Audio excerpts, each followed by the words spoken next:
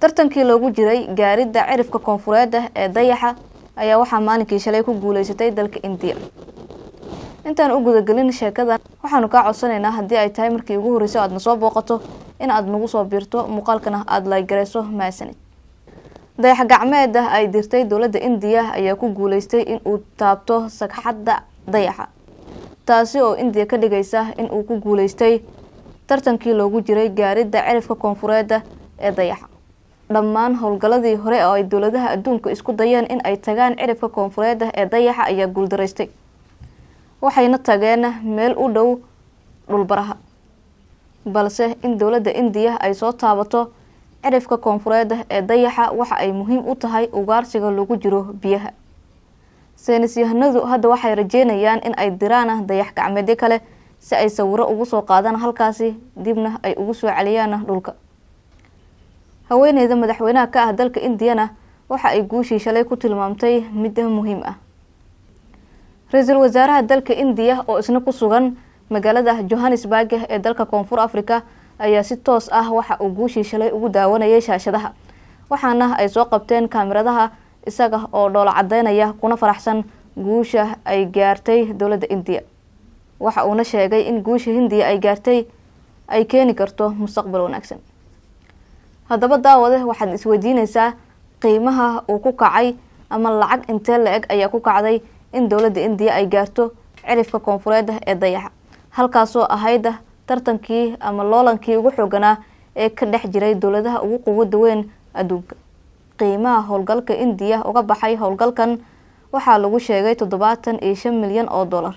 qiimahaasi waxa uu ka yar yahay qiimihii ku kacay howlgalkii Ruushka ee Luna 25 oo lacag ahaan ku baxay 200 milyan oo dollar, laguna guuldareystay in uu gaaro halkii loogu talagalay. waxa uuna dayaxaasi burburay maalintii Axadda ahayd ee toddobaadkan. dhammaan isku dayadii ay Hindiya horey u sameysay ayaa guuldareystay, waxaana suurtagal noqotay in maalinkii shalay ay noqoto dowladdii ugu horeysay ee gaarta cirifka koonfureed ee dayaxa. saynisyahan u dhashay dalka Britain ayaa waxa uu sheegay sharaxaadna ka bixiyay sababta qiimaha Hindiya ay uga baxday howlgalka hawada in uu yahay in ay yareeyeen culayska dayax gacmeedka. haddaba daawada maxay tahay loolankii loogu jiray in la gaaro cirifka koonfureed ee dayaxa? maxayse ahayd ujeedadii laga lahaa? caga dhigashada dayaxa maahan wax sahlan sida ay horey u sheegtay dowladda Ruushka oo Axaddii ku guuldareysatay in ay soo taabato cirifka koonfureed ee dayaxa kadib markii uu burburay dayax gacmeedkii ay hawada u dirtay. 15 daqiiqo ee ugu horeysay waxa ay saynisyahanadu sheegeen in ay tahay daqiiqadaha ugu cabsida badan uguna argagaxa badan, sababtoo ah waxaa loo socdaa ayay leeyihiin meel aan caadi ahayn oo sahana laga raadinaya. isku daygii shalay ay sameysay dowladda India kuna guuleysatay waxaa horey u sameeyay dowlado waaweyn oo ay ka mid tahay Mareykanka iyo dowladihii horey la isugu oran jiray Midoogii Soviyeeti.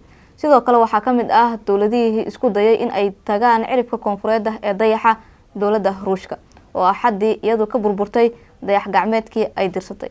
waa kheyraad muhiim u ah mustaqbalka aadanaha ayaa la leeyahay in la gaaro cirifka koonfureed ee dayaxa.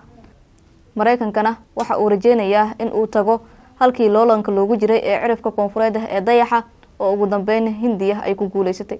waxaa laga yaabaa daawadayaasha qaarkood ee hadda daawanaya in ay isweydiinayaan ma jiraan miyaa wadamo Afrikaan ah oo iyagu isku dayay in ay gaaraan halka loolanka loogu jiray. dowladda Itoobiya ayaa horey isugu dayday in ay tagto halkaasi. 2022 November ay dowladda Itoobiya dirsatay dayax gacmeedkii ugu horeeyay waa ayna ku guuldareysatay in ay halkaasi gaarto. muhiimadii ugu weyneed ee loogu tartamayay in la gaaro cirifka koonfureed ee dayaxa ayaa waxa ay saynisyahanadu ku sheegeen baadigoob loogu jiro biyo in la helo. adduunkii hadda waxa uu marayaa in dayaxa biyo laga raadiyo. maxay kula tahay daawade in sahan biyo laga raadiyo cirifka koonfureed ee dayaxa? fadlan ra'yigaaga noogu reeb qaybta commentiga. maasanid.